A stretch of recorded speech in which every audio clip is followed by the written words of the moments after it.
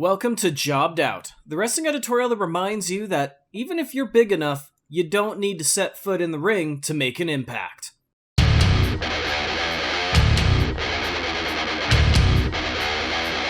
So way back before the pandemic took the whole wrestling industry down, it was announced by Impact Wrestling that TNA's first top guy, former NWA World Heavyweight Champion Ken Shamrock, would be inducted into their Hall of Fame come October during Bound for Glory.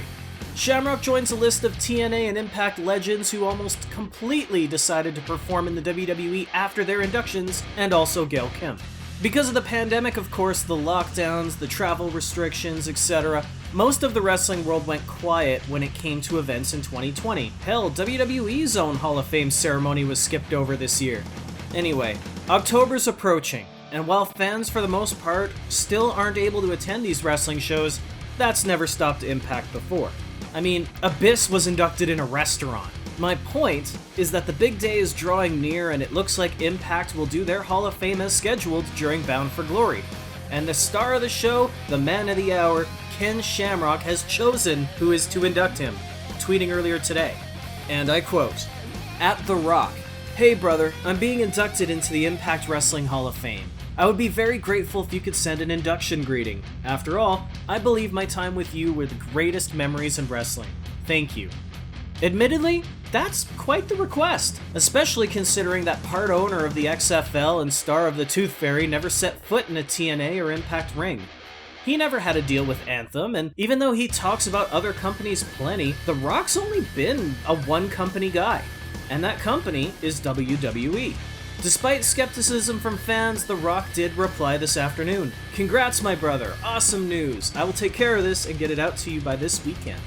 Well, damn. 17 years too late, but Dwayne "The Rock" Johnson is going to appear at an Impact Wrestling event during Bound for Glory. That's gonna sell some pay-per-views, right? Well, slow down there, jabroni. Firstly, we need to remember Rocky isn't going to be appearing in person. He's recording a message, just like any fan or a celebrity with a Cameo account. Rock isn't signing a deal with Impact here, he's not going to be wrestling for the company. But dumbass, I see my comments in DM section saying, what about Vince?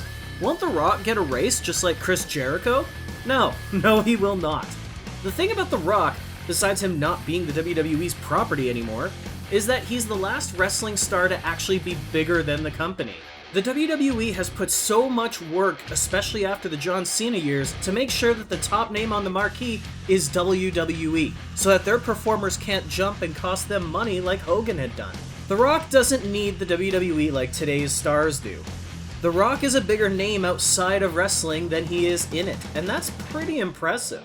This is a guy who called CM Punk in front of a live crowd at the end of Raw, and McMahon knows that he couldn't do anything about it because the WWE needs The Rock's star power more than The Rock needs the WWE's platform.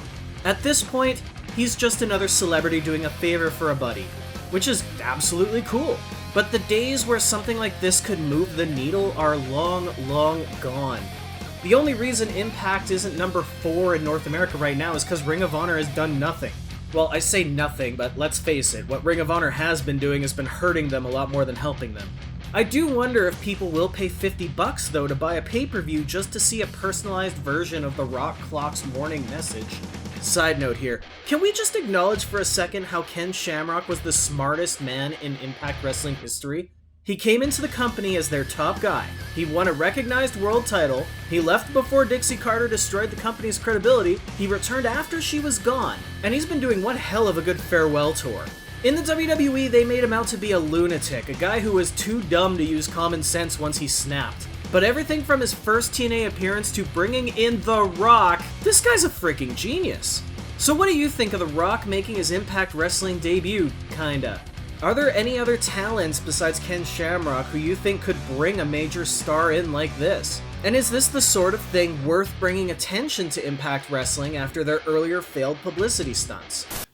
Winning. Or is this just the kind of thing that will make you go, huh, neat, before turning back to Fox to see if Alexa Bliss has turned back into Sister Abigail yet?